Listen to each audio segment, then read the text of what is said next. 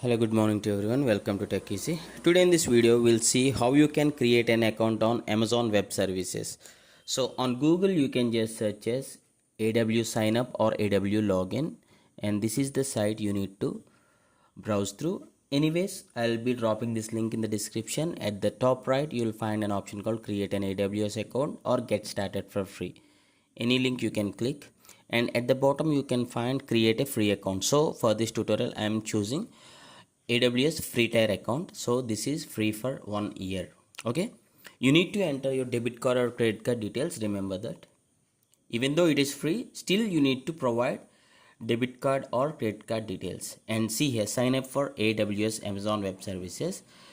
If you already have an account, at the bottom you'll find sign in, and it needs root user email address, means or the sign up email address or the user address email. So I'll be providing the email address, which is my Gmail, and later you can provide this Amazon Web Services account name, anything of your choice. Yeah, here I basically creating this account for Zira administration. I have uploaded few videos on Zira. If you want, please do comment, so that I'll be pinning in the first comment for Zira videos. So click on verify email address. So a email address will be delivered to the email address what you have given here during the sign up process. So you need to enter that verification code and click on verify. Okay, I did that. Yeah, so now I have to choose the password and repeat the password and click on continue step 4. So I just entered the password and repeat the password. Yeah, as I created the account, I am again logging into the AWS login, and this time at right top corner it is saying like complete sign up. You need to click on this complete sign up option. So this will ask for few more details. I'll tell you what details you need to enter. So sign up for AWS contact information. So as I said, this is always free, which is never expires, but remember this is only free for 12 months. After 12 months there will be billing. Okay, yeah. And coming to the details, there are two plans. How do you plan to use AWS? Is it for business or personal use? Anyway, I'll be clicking on this business also. I need to give full name, organization name, country code, address. Okay, fine. I'll be going with personal, and you need to enter full name, your phone number, your complete address, and click on agree and continue for the step 2. And here it will ask for the credit card or the debit card details. And remember, as this is the personal information, I am not going to record this. I'll be just entering all my credit card number, debit card number, expiry date, CVV, and I'll be clicking on confirmation at the bottom. Okay, please do fill all your credit card or the debit card details here. It will ask like credit card or debit card number, then the month and the expiry date and the security code, which is CVV. If you flip your if you turn back your credit card or debit card, you will find that. And yeah, after that, card holder's name and the address. And remember, at the bottom it will ask you to enter the PAN card also. So at the bottom you need to enter the PAN card here. If you click no here, at the next step you need to enter the PAN card. So PAN card is compulsory. You need to make sure that. Okay, and here I am mentioning like I don't have a PAN card, even though at this step I mention like if I don't have, next step also I need to enter the PAN card. Let us check. Yeah, do you have a PAN? I just clicked on S, so I need to enter the PAN and click on verify and continue to step 3 out of 5. So click on verify and continue. So this will lead to the 4th step. Okay, totally the overall AWS registration is of 5 steps. Okay, till now we completed 3. And yeah, let us check. It is just getting saving my details.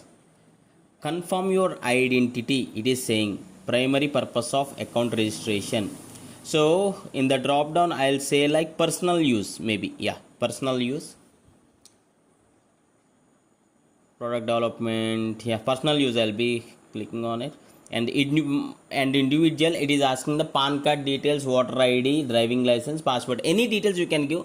But right now for this tutorial I'm just choosing PAN card only. So I have the PAN card, so I'll be entering the PAN card and the date of birth which is exactly on the PAN card, and the PAN card number followed by the photocopy, means your PAN card front side photocopy you need to upload actually. At the bottom there is a choose file option, right? At this page only there is a choose file option. You just need to click on choose file and upload the front photo of your PAN card, upload it and click on continue step 4 to step 5. Okay, click on continue. Now this is the last step. This is the last step. Yeah, confirm your identity, and there will be a one-time password to the phone number you provide here. You can go for text message or voice call. I'm going for text message only. I'll just enter the number which is related to my number, which will be linked to the Aadhaar card, PAN card, etc. Okay, yeah, there is a OTP. I just need to enter the OTP, and for security reasons it is asking me to enter the captcha here. So I'm just entering that captcha and I'll be clicking on submit, so that I'll receive a text message confirmation code. I'll be clicking on continue to step 5. There was a problem with your payment information to continue, sign into your account. So I'll be signing into account. I'll check what is this error, what is the payment issue.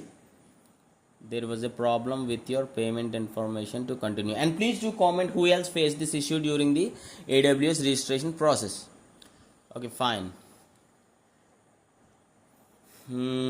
Actually, what is this? Payment currency, no currency selected. What I'll use, at the rightmost there is a edit option, right?